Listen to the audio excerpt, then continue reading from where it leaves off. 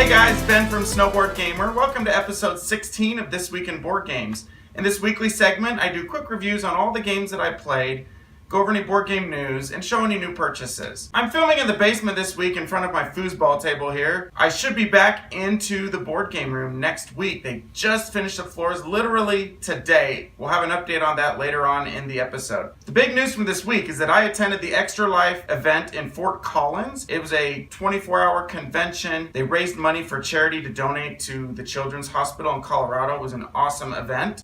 I met a lot of really cool people there, including Chaz Marler from Pair of Dice Paradise, Mark Street from Board Game Corner, Edward from Heavy Cardboard, and Kevin Burkittsmeyer from Game Toppers. I had an amazing time at the conference. You'll see some of the clips in today's video. I'm working on a full vlog, so look for that within the next week or so. We've got a lot to get to today. We played a lot of board games, so let's get right to it. First one we played is New York Slice. I did an unboxing of New York Slice and posted it on Monday. If you haven't seen it, go check it out. We went to a local pizza parlor and did the unboxing there. This is for 2 to 6 players, ages 8 and up, and plays in 30 minutes. This is the classic I slice, you choose. You've got all these pieces of pizza, you shuffle them, you form a pizza. One person cuts it, and then everyone else chooses first, and then they choose last. We're cracking open New York Slice, me, Travis, and Alex. It's a lot of fun. Really enjoyed New York Slice. The next game we played is Queen Domino, the sequel to King Domino. Queen Domino is for 2 to 4 players, ages 8 and up, and plays in about 25 minutes. You can extend it to 8 players by combining Queen Domino with King Domino, and they can be played together. We're playing Queen Domino with King Domino. 6 players here for the first time. It adds a lot of dimension, from what I can tell, to the original King Domino. So far, pretty fun. We just finished 6-player Queen Domino, combining King Domino and Queen Domino. It was really fun. I feel like it added a lot to the game without overcomplicating it. We're definitely going to be pulling this one out a lot in the near future. Really enjoyed it. The next game I played is Terraforming Mars. Terraforming Mars is for 1 to 5 players, ages 12 and up, and plays in 90 to 120 minutes. I played this solo this week. My friend Eric informed me that I was playing the solo rules incorrectly. Apparently, if you're playing solo, you start with a 0 production value on all your resources instead of 1, which made the game a lot harder. I still beat it, but just barely, and my score was a lot lower. In Terraforming Mars, each player represents a corporation racing to settle Mars and make it inhabitable by doing 3 things: by putting water on Mars, plants, and raising the temperature. And it's very scientific. This is an awesome game and plays really well solo.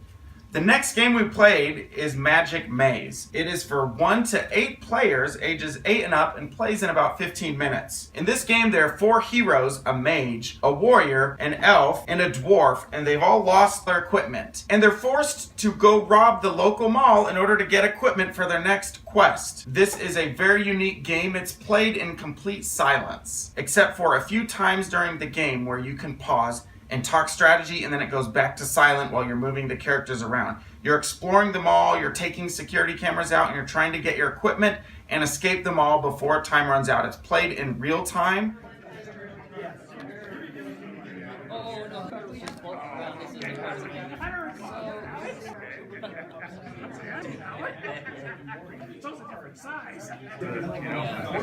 Get confused. Wait a minute, I didn't do this. We really enjoyed it. We played it a lot and have not beaten it yet. It's a very tough game.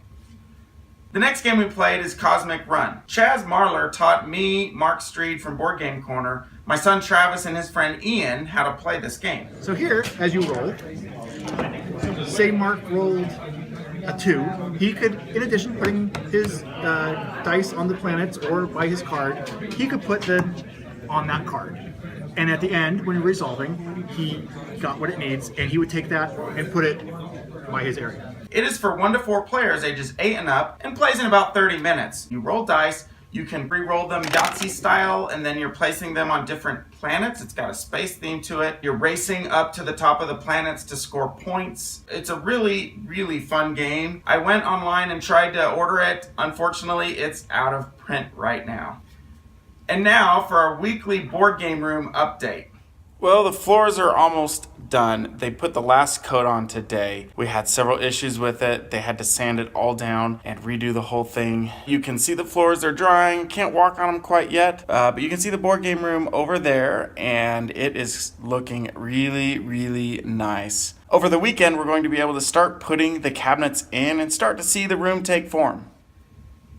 The next game we played was Imhotep. 2 to 4 players, ages 10 and up, and plays in about 40 minutes. In Imhotep, players are builders in Egypt. You're taking turns excavating stones, loading them up on ships, sailing the ships across, and building various structures including pyramids. I'm a dump truck. Remember them saying that.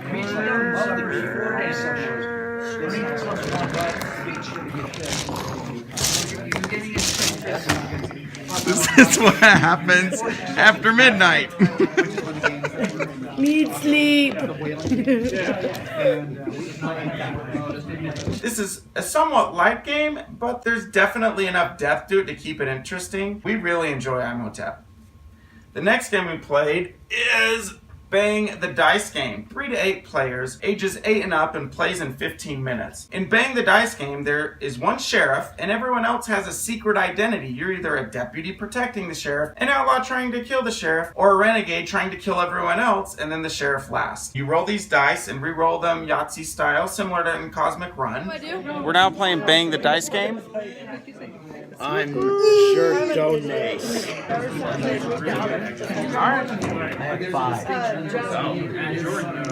It's a great social game with secret identities. The next game we played is Secret Hitler. It is for 5 to 10 players, ages 17 and up, and plays in about 45 minutes. Secret Hitler is a pre-World War II themed game with a liberal government in Germany and fascists trying to take over the government and install Hitler as their secret leader. It is a secret identity game, and it is our favorite social game. We taught this to Chaz Marler and played with him and a bunch of us, as well as Mark Streed from Board Game Corner.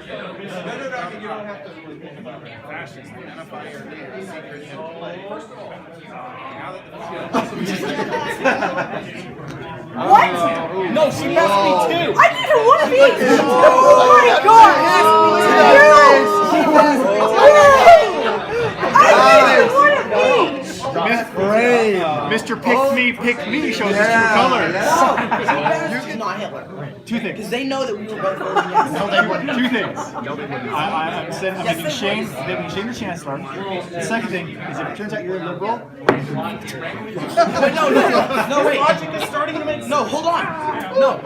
No. Doesn't make sense. He's a fascist. Ian's a fascist. Eric's a fascist, and Allison's a fascist. I'm not fascist. Did you like them? Did you like them? This is the discard. I'll let you flip that. Ta-da! Yes! No, I knew it! You were fascist! I called it! I got it right! Fascist!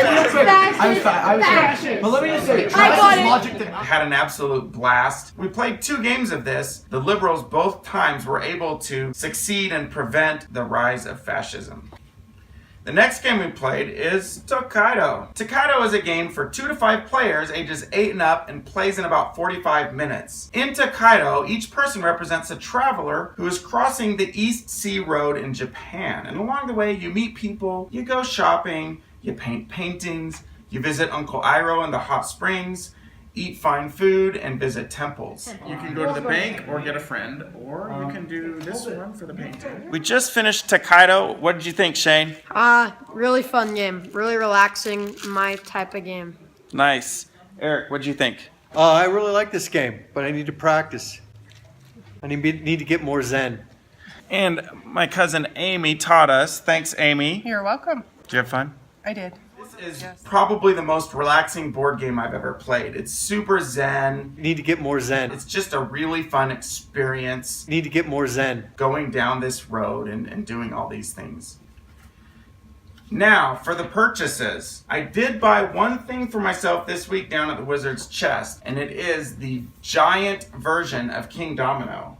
Look at the size difference between regular King Domino and the giant one. This thing is ginormous. It's really, really cool playing with these big old chunky tiles that are 4 times the size. The next thing that I got is the Builder's Antiquity. My cousin Amy flew up here and visited us for the weekend, went to the board game convention with us, and her husband Will sent this. Sounds fun. Thanks, Will. Appreciate it. The rest of the new games came from the Extra Life event. They had a live auction, they had a silent auction, and they had door prizes. Allison H. So the table's right over there. I think these two are going to try and take over and tell me what to get.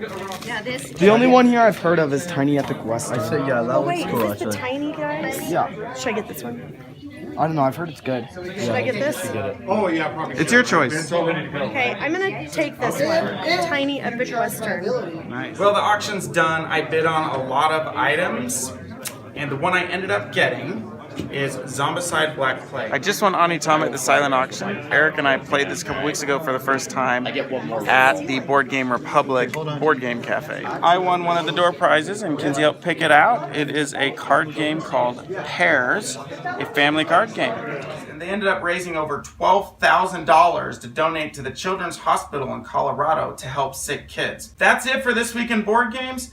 Thanks for watching, everyone. Subscribe for more board game videos, and I'll see you next time. Bye.